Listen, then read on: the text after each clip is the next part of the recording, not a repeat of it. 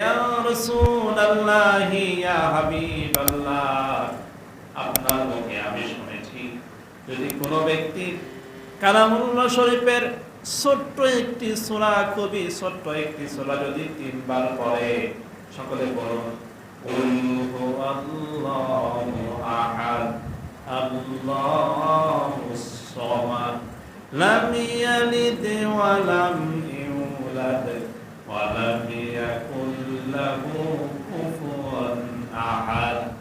যদি কোনো ব্যক্তি এই ছোট্ট একটা সূরা একবার পড়ে, একবার পড়ার কারণে তার আমলনামায় 10 পারা কোরআন তেলাওয়াত করলে যেই নেকি হয়, সেই নেকি তার আমলনামায় লিখে দেওয়া হয়। সুবহানাল্লাহ।